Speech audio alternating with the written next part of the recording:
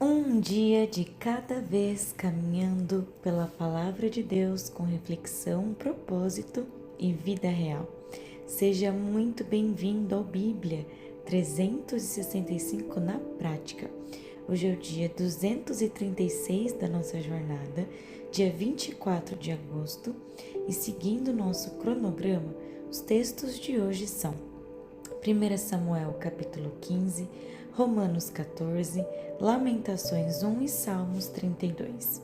Abra o seu coração, prepare o seu secreto e permita que o Senhor fale a você. Se esse projeto tem feito sentido, siga nas plataformas e compartilhe com alguém que você sabe que precisa dessa palavra hoje. E sem mais delongas, 1 Samuel capítulo 15. Saul recebe, por meio de Samuel, uma ordem clara do Senhor contra os amalequitas. A ordem dada era destruição total. Mas depois da vitória, Saul e o povo poupam o rei dos amalequitas e preservam o melhor das ovelhas, dos bois e de tudo aquilo que consideravam valioso.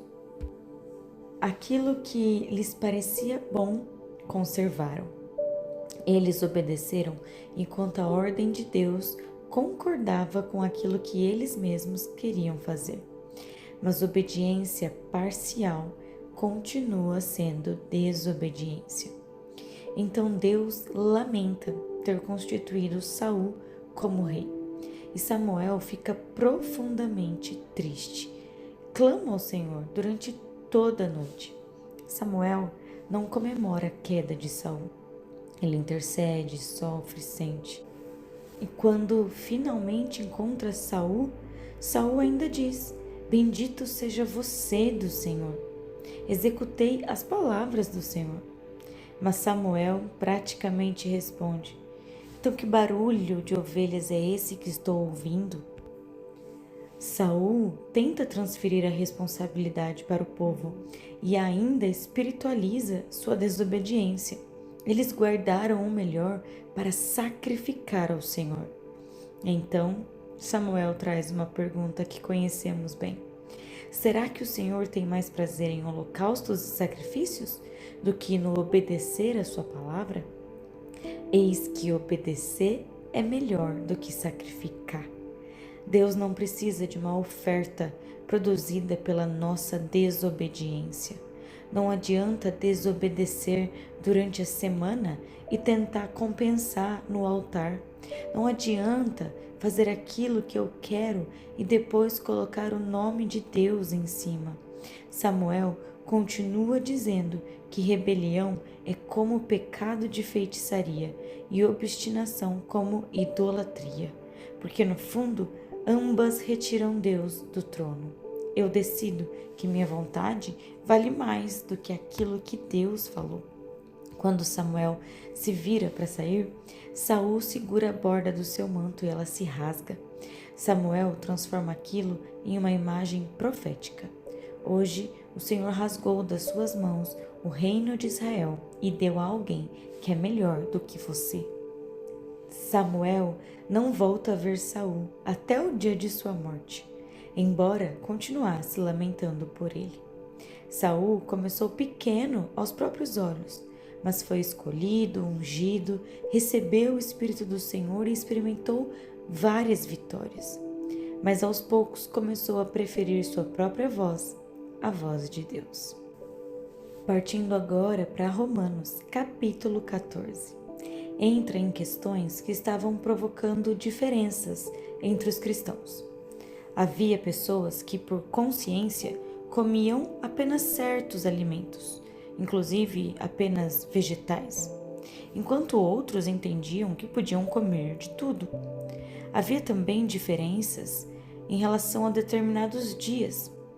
Paulo não está dizendo que toda a verdade bíblica é questão de opinião. Ele está tratando questões de consciência, nas quais os irmãos estavam julgando e desprezando uns aos outros. Por isso, começa dizendo: acolham quem é fraco na fé, não porém para discutir opiniões. Quem come não deve desprezar quem não come. Quem não come não deve julgar quem come. Por quê? porque Deus escolheu ambos. Alguns ainda consideravam um dia mais importante do que o outro. Outros consideravam todos iguais. Mas Paulo diz: cada um esteja plenamente convicto em sua própria mente. Quem observa o dia, observa para o Senhor. Quem come, come para o Senhor e agradece a Deus. Quem se abstém, faz isso para o Senhor e também agradece. Então, vem o centro de tudo. Se vivemos, é para o Senhor que vivemos. Se morremos, é para o Senhor que morremos. Quer pois vivamos ou morramos, somos do Senhor. A minha vida não é minha. A vida do meu irmão também não é minha. Nós pertencemos a Ele. Então, por que você julga o seu irmão e o despreza? Todos compareceremos diante do tribunal de Deus e cada um de nós prestará contas de si mesmos a Deus. Então, em vez de gastar tanta energia examinando a vida do outro, Paulo nos chama a tomar outra decisão: não colocar tropeço no caminho do irmão. Mesmo quando eu tenho liberdade para determinada coisa, o amor me faz perguntar se o exercício da minha liberdade fere a consciência do meu irmão. O reino de Deus não é comida nem bebida, mas justiça, paz e alegria no Espírito Santo. Há coisas muito maiores em jogo do que provar que eu tenho razão. O capítulo termina levando tudo para a consciência diante de Deus. Feliz é aquele que não se condena naquilo que aprova, mas quem age duvidando, sem conseguir fazê-lo diante de Deus com fé e consciência limpa, é condenado pela própria dúvida, porque tudo que não provém de fé é pecado. A vida cristã não é procurar até onde eu posso ir sem tecnicamente pecar. É viver diante do Senhor perguntando: como posso fazer isso em fé? Posso agradecer a Deus por isso? Isso promove paz, edifica? Porque eu não pertenço a mim mesma. Vivendo ou morrendo, somos do Senhor. Partindo agora para Lamentações, capítulo 1. Chegamos nesse livro e é importante entender onde estamos. Acabamos de terminar Jeremias, vendo Jerusalém cair exatamente como Deus havia anunciado. Agora, Lamentações nos faz sentar entre as ruínas e sentir o peso daquilo que aconteceu. Tradicionalmente, o livro é associado ao profeta Jeremias, embora o próprio texto não identifique o autor. O primeiro capítulo é um poema de lamento sobre Jerusalém destruída pelos babilônicos. O pecado que durante anos parecia não produzir consequência, agora deixou marcas visíveis.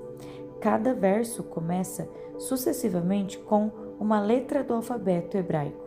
É como se a dor estivesse sendo lamentada de A a Z. A ordem poética no meio do caos.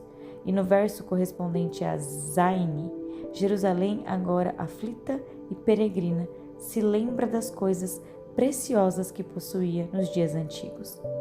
Quantas vezes só percebemos o valor de algo depois que perdemos? Mas Lamentações não apresenta Jerusalém como uma vítima inocente. O capítulo reconhece: Jerusalém pecou gravemente. A cidade confessa que o Senhor é justo, porque ela se rebelou contra a sua palavra. Durante anos, Deus enviou profetas, chamou, advertiu, pediu arrependimento, e o povo não quis ouvir. E vimos que o pecado promete, mas deixa ruínas. A Bíblia não nos ensina a fingir que não dói. Há momentos em que a fé não canta uma música alegre, ela lamenta diante de Deus.